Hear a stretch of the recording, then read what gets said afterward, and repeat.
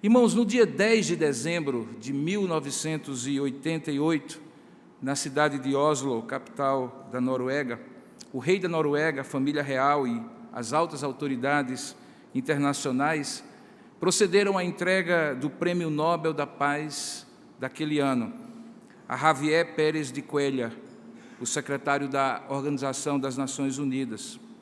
Na verdade, Cuéllar não recebeu o prêmio em nome da ONU, mas em nome das Forças de Paz das Nações Unidas, os chamados Boinas Azuis, que você vê aí na imagem.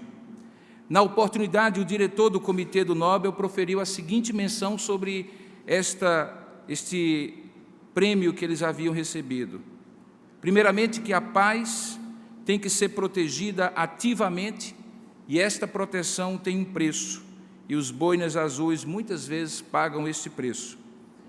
Que durante o tempo de vida dos boinas azuis das forças de paz, 733 jovens sacrificaram suas vidas a serviço do tipo específico de preservação da paz que aquele prêmio Nobel estava premiando. No entanto, apesar de ser um prêmio, sem dúvida alguma, muito justo, a atuação dos chamados capacetes ou boinas azuis nem sempre está livre de controvérsias e de polêmicas. Alguns dizem que eles simplesmente não conseguem manter a paz. Outros chegam até mesmo a dizer que em determinados conflitos eles acabam por tomar partido de um dos lados e acabam então perdendo a capacidade de preservar a paz. Na verdade, os peacekeepers, ou peacekeepers, como poderia ser melhor pronunciado, são chamados mantenedores da paz, mas eles jamais serão peacemakers, ou como diz na versão em inglês, fazedores de paz, para traduzir a bem-aventurança de Mateus capítulo 5, verso 9, quando fala: bem-aventurados os que fazem a paz, porque serão chamados filhos de Deus. Então, nessa última mensagem da série O Mestre Mandou, e que nós ouvimos ordens de Deus através de Jesus Cristo, daqueles mandamentos relacionados a amar ao próximo como a nós mesmos, a orar pelos nossos inimigos, a perdoar os nossos ofensores e até mesmo a abençoar aqueles que nos amaldiçoam, nós estaremos encerrando esta série com mais um degrau nesta ordem que o Mestre nos manda de amar ao próximo como a nós mesmos. Eu gosto de convidá-lo a abrir a palavra de Deus em Romanos capítulo 12, e vamos ler do verso 17 ao verso 21. E enquanto você abre, já vai participando e deixando a sua Bíblia aberta, porque nós iremos fazer menção a esse texto um pouco mais à frente. Diz assim a palavra de Deus nesse texto sagrado: não torneis a ninguém mal por mal, esforçai-vos por fazer o bem perante todos os homens. Se possível, quanto depender de vós, tende paz com todos os homens. Não vos vingueis a vós mesmos, amados, mas dai lugar à ira, porque está escrito: a mim me pertence a vingança, eu é que retribuirei, diz o Senhor. Pelo contrário, se o teu inimigo tiver fome, dá-lhe de comer. Se tiver sede, dá-lhe de beber, porque fazendo isto, amontoarás brasas vivas sobre a sua cabeça. Não te deixes vencer do mal, mas vence o mal com o bem. Que Deus abençoe a sua palavra lida. Amém. Vamos orar por um instante ainda.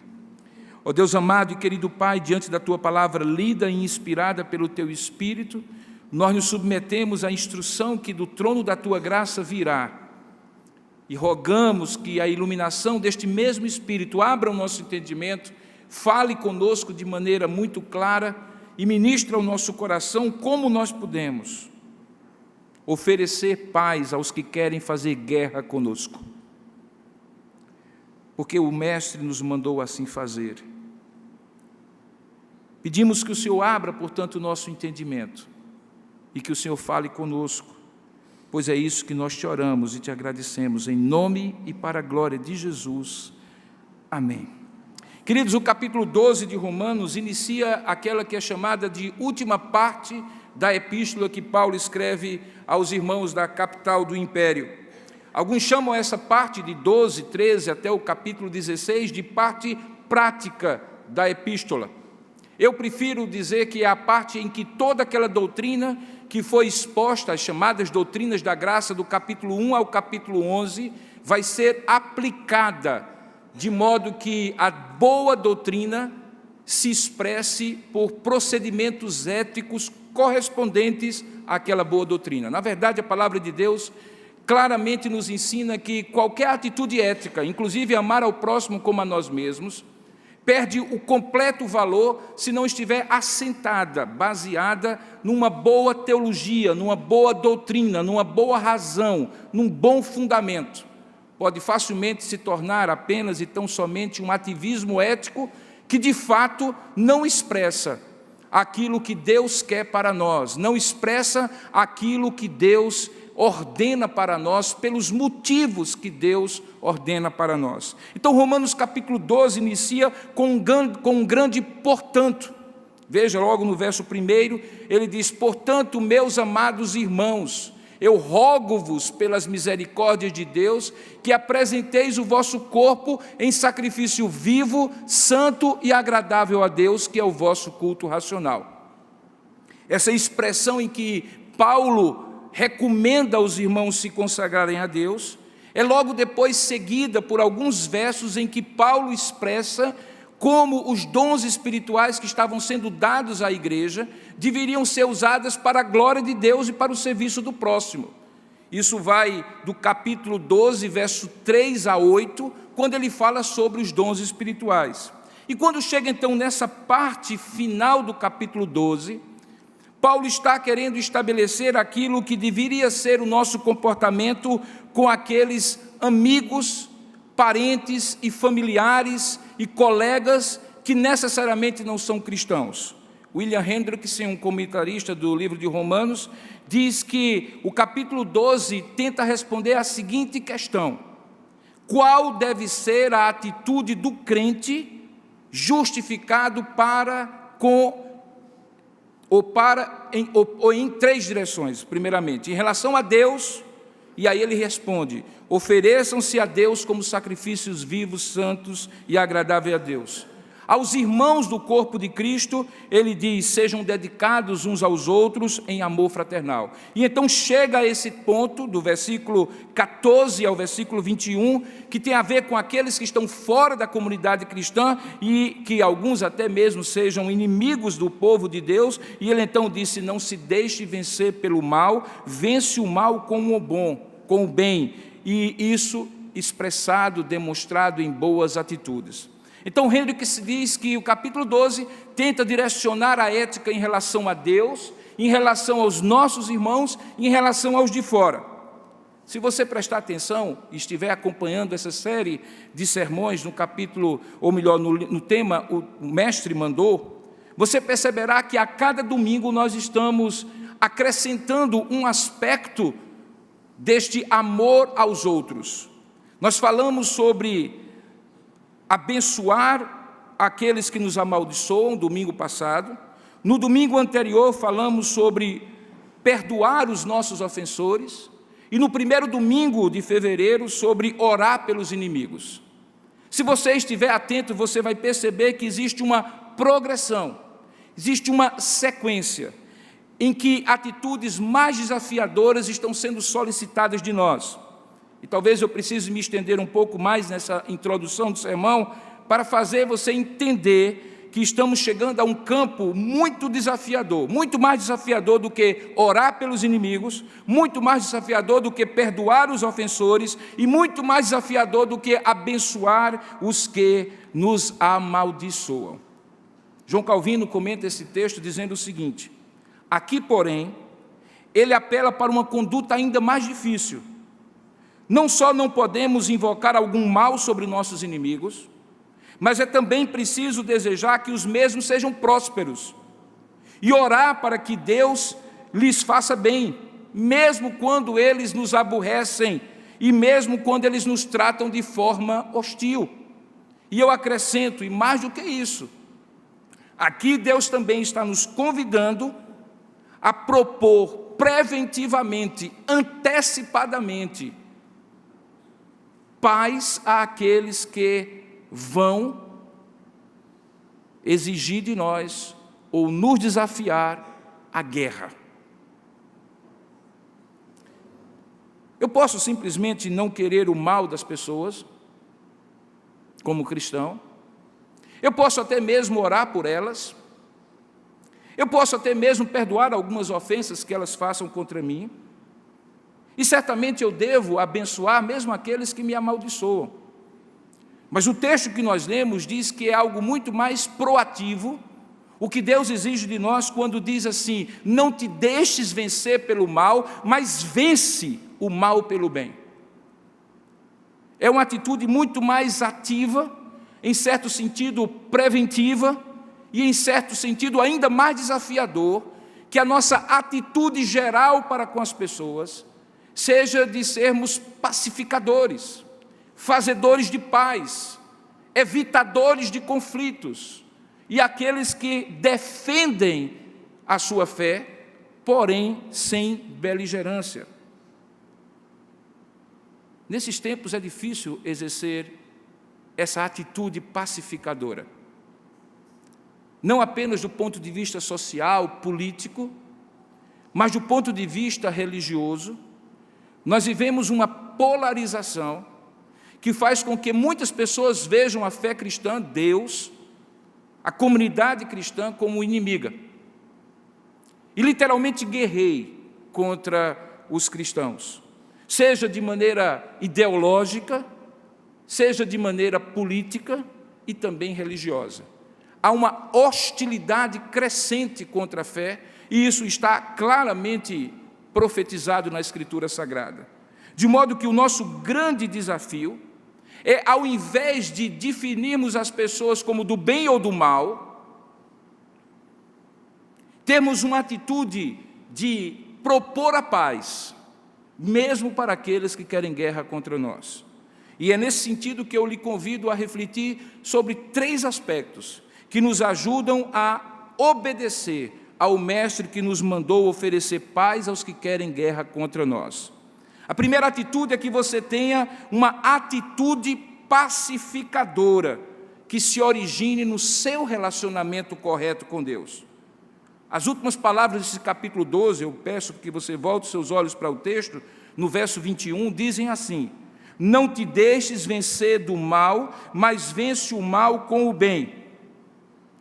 E isso parece fechar o pensamento de Paulo sobre essa ética cristã. Observe que o contraste é entre o bem e o mal. E quem vai prevalecer? Em outras palavras, que todo conflito entre pessoas, entre grupos, nações e etc., estão envolvidos numa luta cósmica que, por trás destes conflitos, transcende até mesmo a nossa capacidade de perceber e que polariza entre o bem e o mal praticamente em todos os conflitos da vida. É a vitória do bem contra o mal que realmente está em jogo. E aqui nós podemos facilmente, irmãos, cair no erro maniqueísta, que ensina a existência de 2 poderes ou forças equivalentes, o bem e o mal, que estão desde sempre e para sempre em conflito. Algumas religiões antigas, como o zoroastrismo, por exemplo, entendem que estes 2 princípios sempre existiram e sempre existirão, e, portanto, não haveria como resolver esse conflito. O budismo, uma outra filosofia de vida, entende que, inclusive, esse conflito entre o bem e o mal, o yin e o yang, o positivo e o negativo, precisa existir em completo equilíbrio, de modo que em alguns momentos o bem entre no mal e o mal entre no bem. Você está então lembrado daquele símbolo que teoricamente equilibraria esse conflito cósmico. Mas não é isso que Paulo está dizendo. É preciso esclarecer que a forma como a frase aqui é construída, na língua grega, poderia ser literalmente traduzida diferente da maneira como talvez alguém entendesse. Calvino, por exemplo, entende que as palavras bem e mal, que vêm imediatamente no texto, não têm um sentido geral, como um princípio do bem e um princípio do mal. Mas significa que atitudes que forem injustas e maliciosas, que causem ofensa aos homens, são tidas por atitudes alinhadas com o mal. E o bem e as atitudes boas alinhadas com a bondade que permite que exista no universo. Portanto, é uma antítese, diz Calvino, muito comum nas Escrituras. Proibir primeiro o que seria mal e depois recomendar em seguida as virtudes. Além disso, é bom lembrar que lá no início do capítulo, se você olhar direitinho, Paulo deixa claro que a base da exortação é a misericórdia de Deus. Portanto, o contexto indica que essa atitude de pacificar só é possível por aquele ou por intermédio de quem já foi pacificado por Deus. A misericórdia que Deus oferece ao pecador, dentre os quais nós nos incluímos, é o que permite que nas atitudes com os outros nós sejamos misericordiosos, como fomos tratados com misericórdia. E a proposta de paz que Deus fez conosco, por intermédio de Jesus Cristo, quando nos reconciliou com Ele, seja também a proposta de paz que eu ofereço aos demais, de modo que quem vive em paz com Deus, e passou a viver em paz com Deus por intermédio de Jesus Cristo, é exatamente a pessoa de quem se espera que viva em paz com os outros, e não em beligerância e conflito.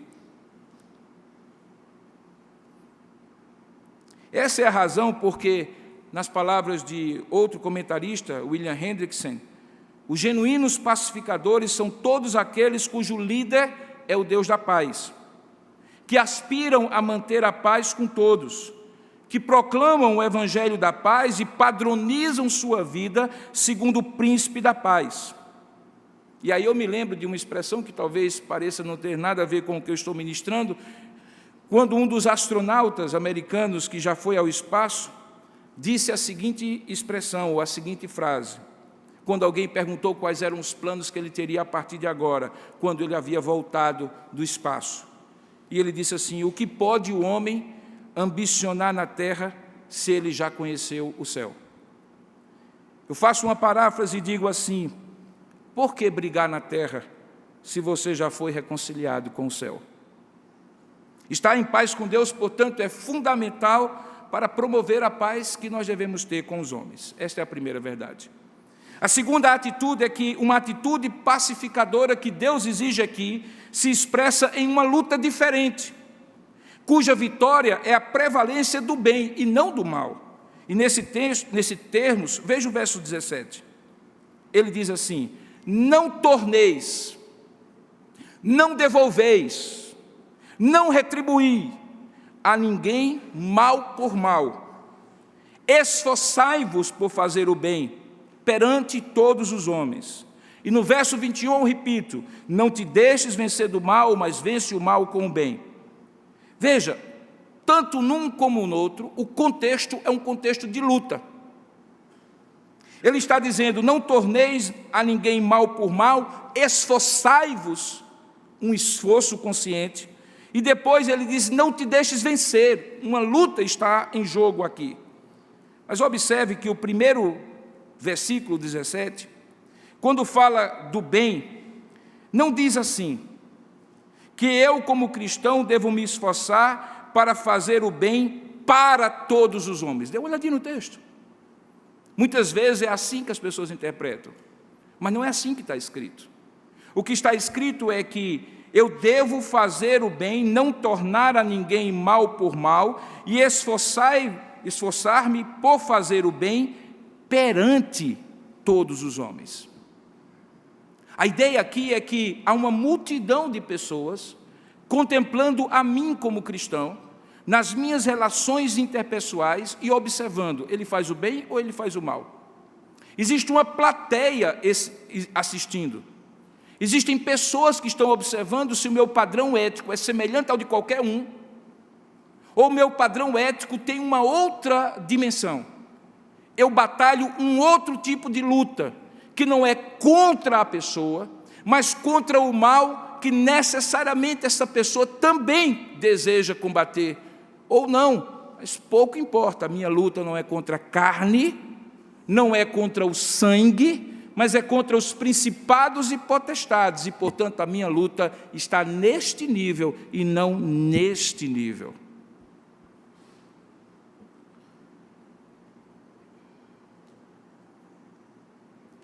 E aqui é muito importante a gente entender isso. De vez em quando, como pastor, alguém chega para mim e diz assim: pastor, eu queria que o senhor orasse muito, porque eu estou com um conflito lá no trabalho, às vezes eu estou com conflito com alguém na igreja, ou estou com um problema em casa, e olha, uma injustiça foi feita contra mim, eu fui ofendido, eu fui humilhado, eu fui afrontado, e às vezes conta a história e, obviamente, com a experiência que a gente vai obtendo, a gente escuta a história com toda atenção e carinho, e via em regra eu costumo dizer assim: vamos orar para que Deus faça a sua justiça, e chame o feito à ordem, e estabeleça a verdade, e traga paz entre vocês. Eu recordo de algumas faces e semblantes que nem sempre são muito favoráveis quando eu digo essas coisas, porque talvez o que a pessoa quisesse era que eu dissesse: é isso mesmo, irmão, vamos orar, porque Deus vai fazer você vencer essa luta, derrubar esse gigante, e uma série de outras coisas, porque você está certo e ele está errado. Às vezes as pessoas imaginam que a prevalência do bem contra o mal é a prevalência do bem delas, dos interesses delas, sejam eles legítimos ou não. Que Deus é um Deus caprichoso, que dependendo do tipo de preço que nós pagarmos, Ele puxa para o nosso lado e não para o lado do outro. Mas esse não é o nosso Deus. O nosso Deus tem compromisso com a justiça, que é a base da paz. E se eu, mesmo sendo filho da paz, cometo uma injustiça, Ele não tem compromisso de me fazer prevalecer sobre o outro, simplesmente porque eu sou o queridinho de Jesus.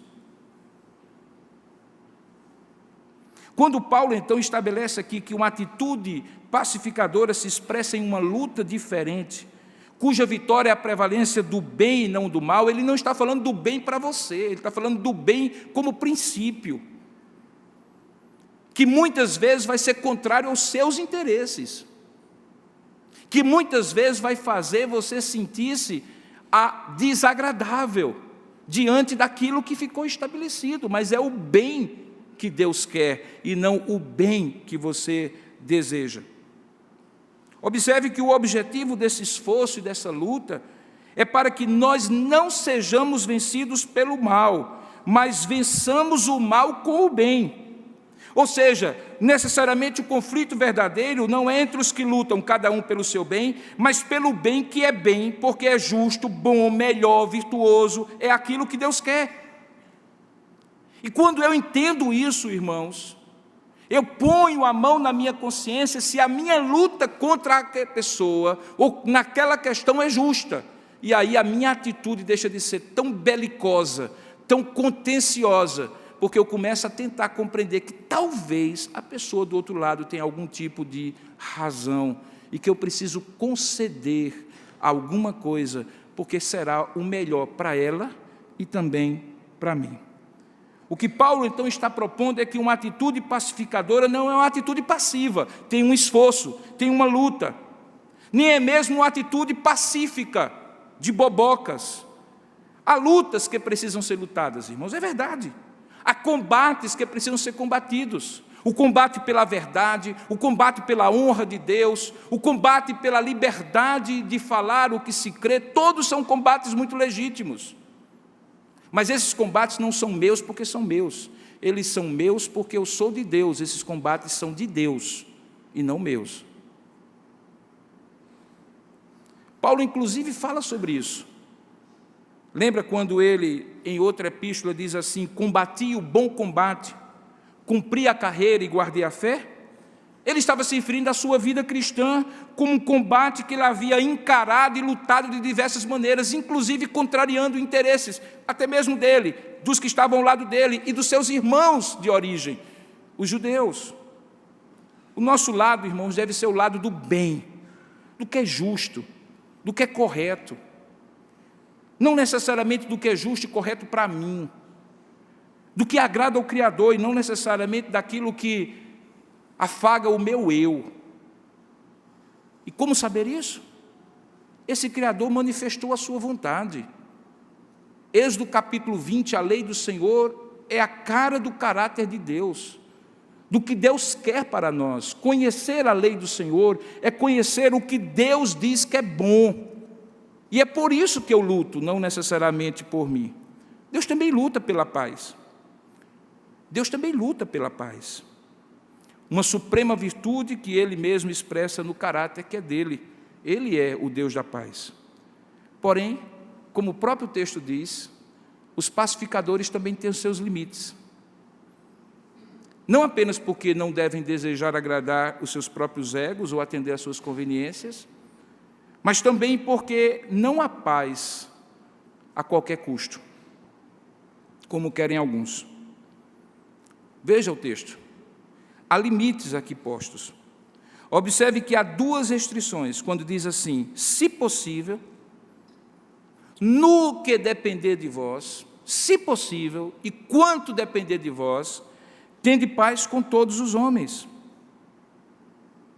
Há situações em que não será possível. E há situações em que não dependerão de nós, que farão guerra contra o bem, e que você vai ter que lutar como bem contra o mal. Mas o que Paulo está dizendo é que esses limites não devem ser desculpas para que eu não lute pelo bem e tenha uma atitude pacificadora. Mas que eu entenda que eu posso até chegar a fazer tudo, mas haverá um momento em que talvez a paz não vai ser possível.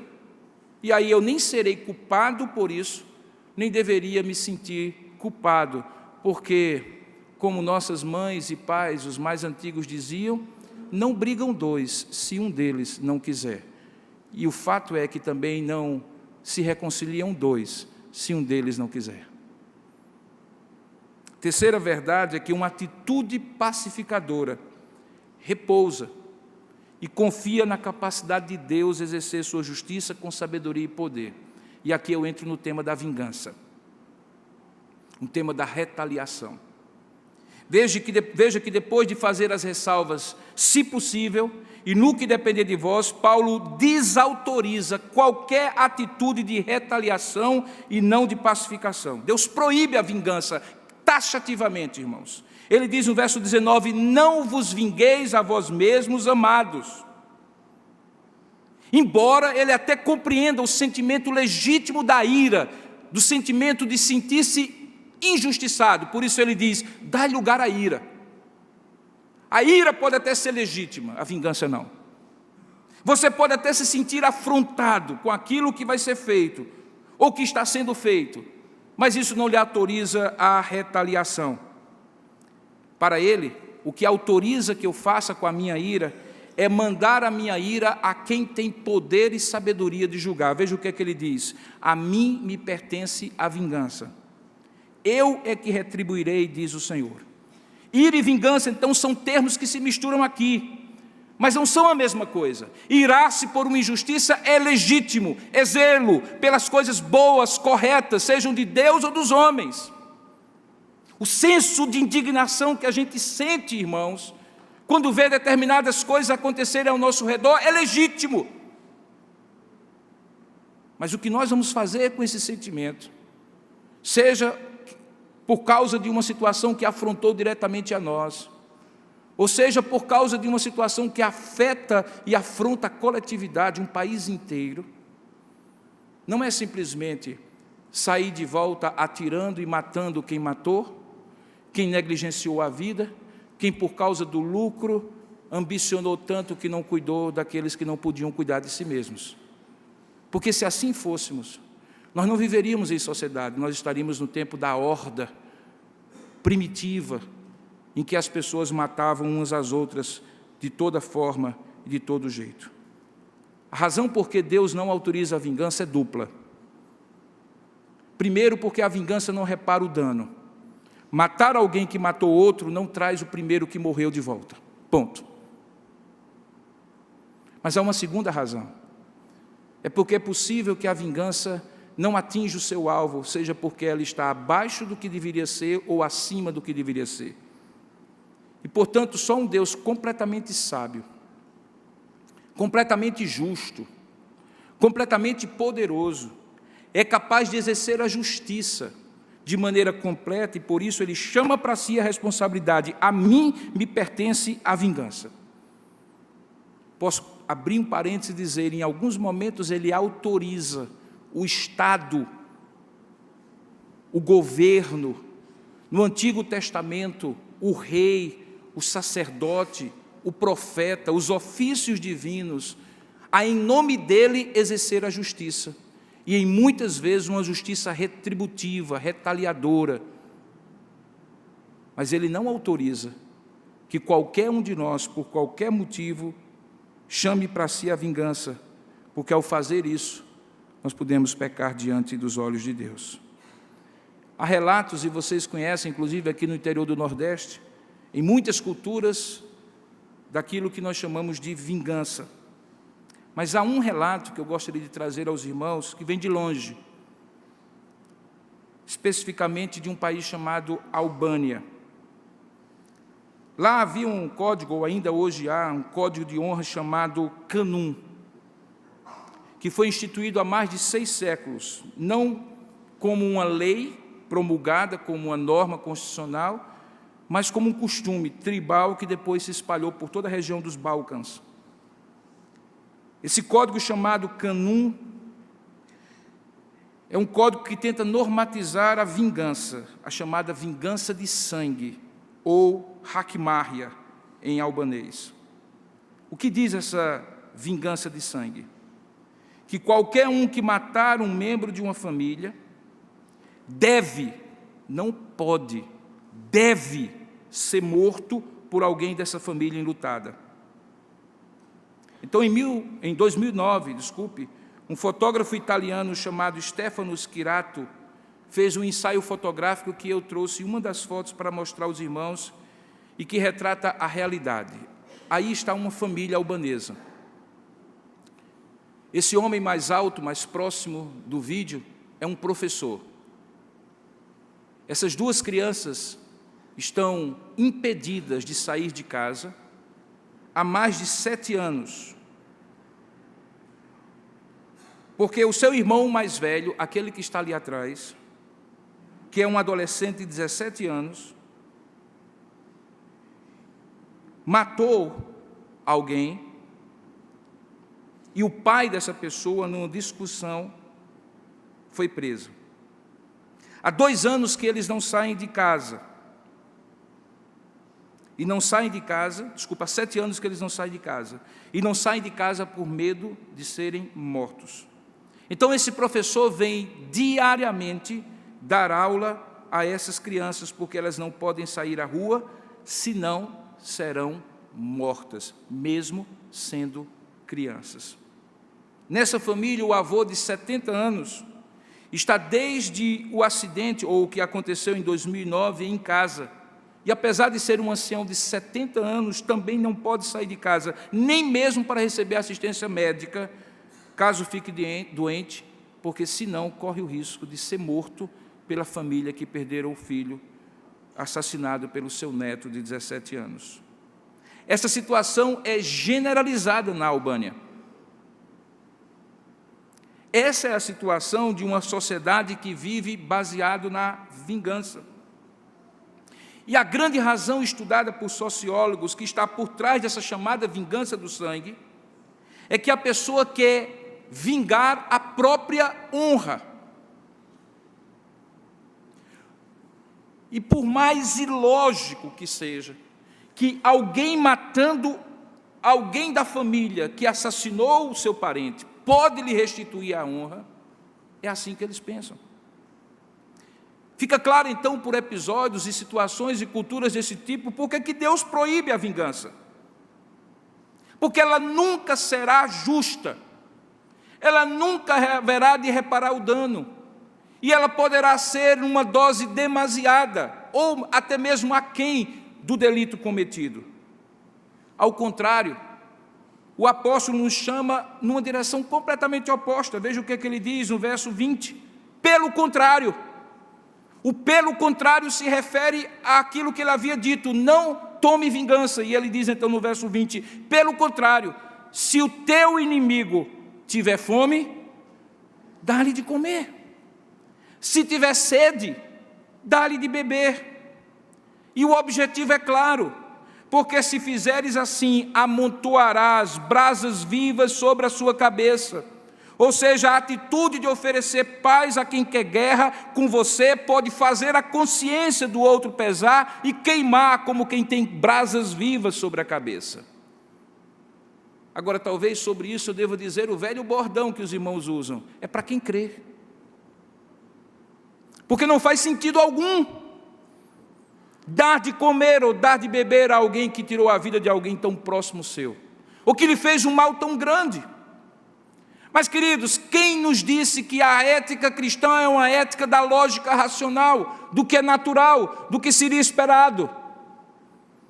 Se a ética cristã está baseada num amor teológico, doutrinário de um Deus que poderia se vingar de nós, no entanto nos amou de tal maneira que deu o seu único Filho para que todo aquele que nele crê não pereça, mas tenha a vida eterna. Como podemos ser filhos de Deus se somos pacificadores, se não agirmos pelo menos como Deus agiu? E como foi que Deus agiu? Ele deu de comer a quem tinha fome, Ele deu de beber a quem tinha sede, inclusive os seus inimigos. Daí porque no início eu disse que o desafio é bem maior do que simplesmente orar e dizer assim, eu oro por ele, mas contanto que ele fique para lá e eu para cá. Por isso que eu digo que o desafio é muito mais profundo do que dizer assim, eu o abençoo e não o amaldiçoo, contanto que ele fique para lá e eu não para cá. Por isso que é muito mais desafiador do que simplesmente perdoar uma ofensa ou outra, mas não necessariamente um mal perpetrado com vingança e crueldade contra a pessoa. Antes de Alfred Nobel morrer, ele decidiu que anualmente ele haveria de laurear com um prêmio, esse prêmio que nós acabamos de mencionar no início da mensagem, que depois ficou conhecido como o Nobel da Paz. E ele escreveu do próprio punho para quem deveria ser dado. Ele disse assim, deve ser conferido à pessoa que tenha feito a maior ou melhor ação pela fraternidade entre as nações, pela abolição e redução dos esforços de guerra e pela manutenção e promoção de tratados de paz. E aí eu fui pesquisar a lista de todos os ganhadores do do Nobel desde 1901, até o ano passado. Você sabia que em todo esse tempo, somente uma pessoa recusou receber o prêmio? Foi no ano de 1973, quando 2 homens foram laureados, e são esses que aparecem aí na foto. Os de mais idade deverão reconhecer facilmente. O americano é Henry Kissinger, que durante muitos anos foi secretário de Estado americano, e o que está ao lado dele é Le Duc Tho, chefe do Partido Comunista do Vietnã. Um aceitou o prêmio por causa desse gesto de dar as mãos ao outro, cessando o fogo na plena guerra do Vietnã. Mas o outro recusou. E há registro de biógrafos que o motivo que Le Duc Tho, chefe do Partido Comunista do Vietnã, expressou por ser o seu motivo. Ele disse assim, eu não promovi a paz, eu só ajudei a parar a guerra e as mortes. Eu não mereço o Nobel da Paz.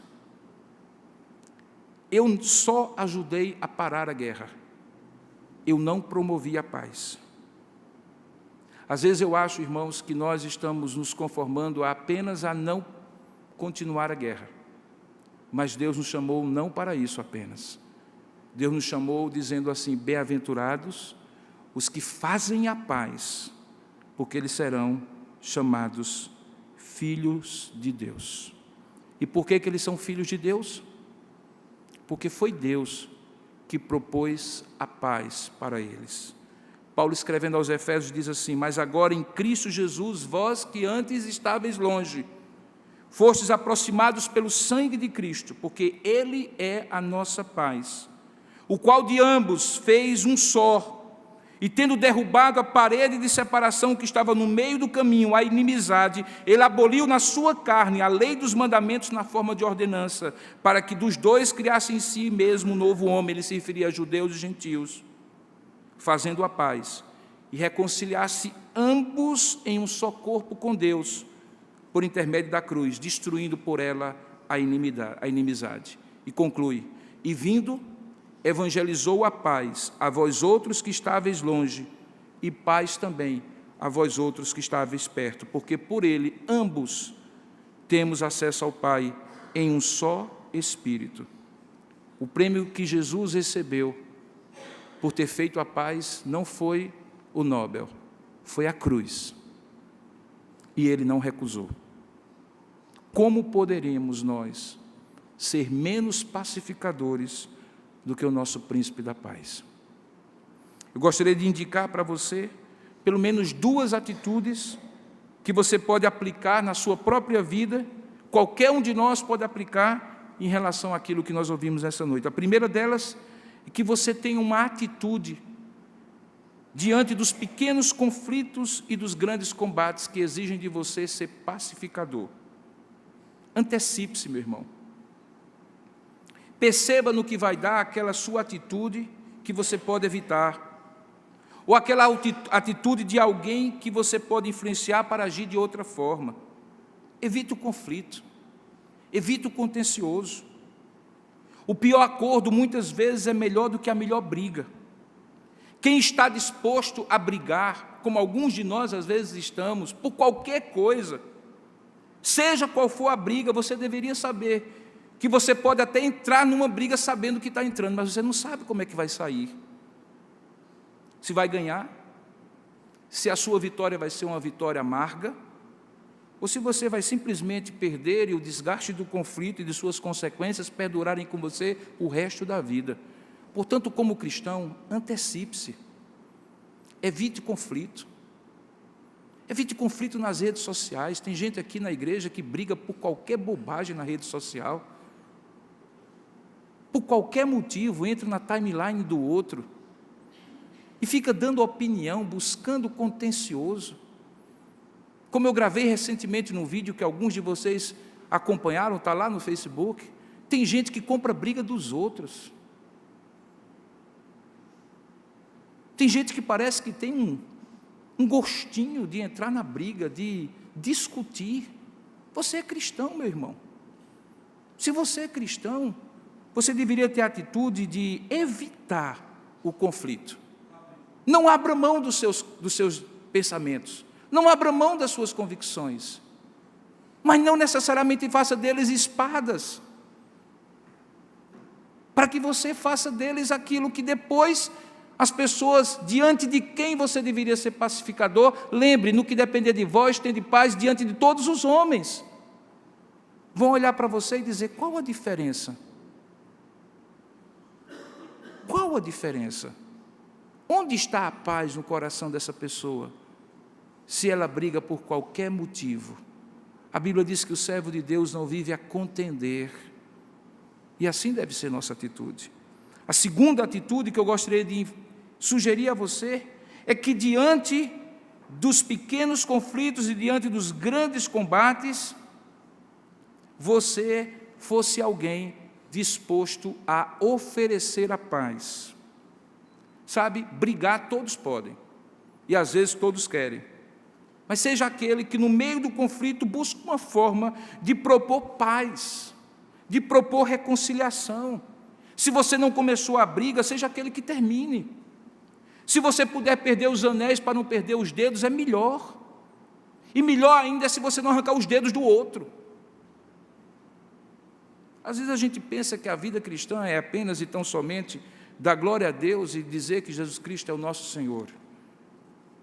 Mas lembre, quando Jesus diz que bem-aventurados são os pacificadores, porque eles serão chamados filhos de Deus, ele está falando sim, de maneira soteriológica e salvífica, porque se alguém vive a brigar e não a propor paz, como compreender que essa pessoa pode ser do mesmo caráter do seu pai, sendo o seu pai um Deus cheio de paz? A grande diferença nossa não é apenas aquilo que nós pregamos, é aquilo que nós obedecemos, porque o Mestre mandou. Exatamente aquilo que nesses 4 domingos de fevereiro nós ministramos a vocês. O Mestre mandou orar pelos nossos inimigos. O Mestre mandou perdoar os nossos ofensores. O Mestre mandou abençoar os que nos amaldiçoam. O Mestre mandou propor paz aos que querem guerra contra nós. É assim que demonstramos que somos filhos de Deus. Que Deus nos capacite pelo seu Espírito a ser assim e a assim fazer. Amém? Curva sua cabeça por um instante.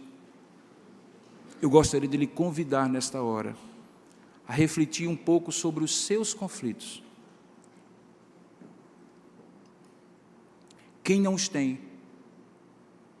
Quem aqui não pode, não precisa, de repente pensar e dizer assim, que lá em casa, ou lá no trabalho, ou em algum outro lugar, uma situação de conflito, de desavença, de discórdia, não está ocorrendo,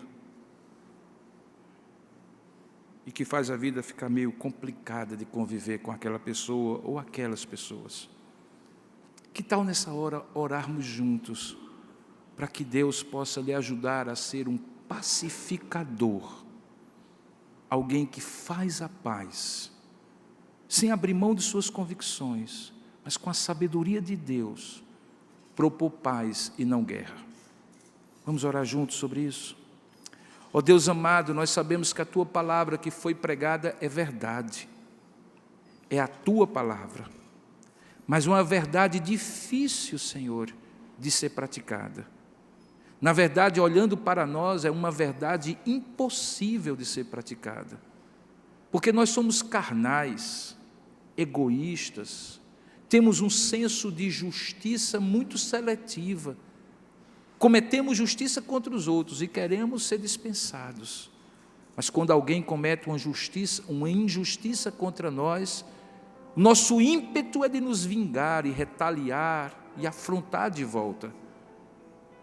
Por isso, ó Deus, diante de Ti, eu te peço, no meu coração, e no coração de cada filho e filha Tua que está aqui, bem como aqueles que estão à distância assistindo, que o Teu Espírito Santo, o Espírito de paz, inunde o nosso coração para que possamos ser pacificadores, ao invés de retribuir, retaliar e vingar-se, que nós venhamos a dar pão a quem tem fome, água a quem tem sede, e dar assim espaço para que o Teu Espírito faça a consciência doer, queimar, e o outro possa compreender o que precisa ser feito.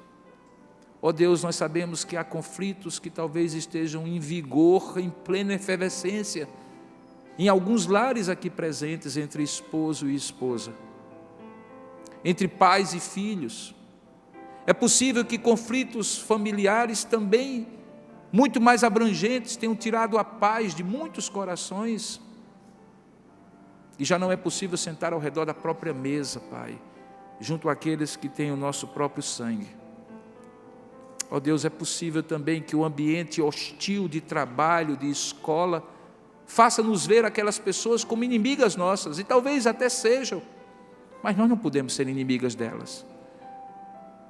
Nós devemos ser inimigas do mal, que muitas vezes elas nem mesmo percebem que estão a serviço dele.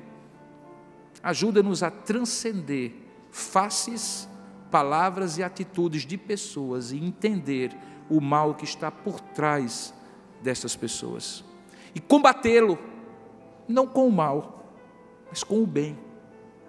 Fazendo aquilo que o nosso próprio Senhor Jesus nos mandou, o Mestre nos mandou assim. Capacita-nos pelo Teu Espírito que em nós habita, a sermos, portanto, não apenas pessoas que param a guerra e evitam mortes, o pior, mas que sejamos pessoas que façam a paz, que as pessoas nos olhem e dizem assim, ali está um reconciliador, alguém que junta opostos, que concilia interesses.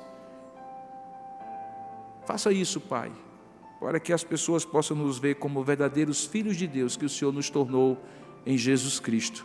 É assim que nós te oramos, em nome dEle, para a glória dEle. Amém, Senhor.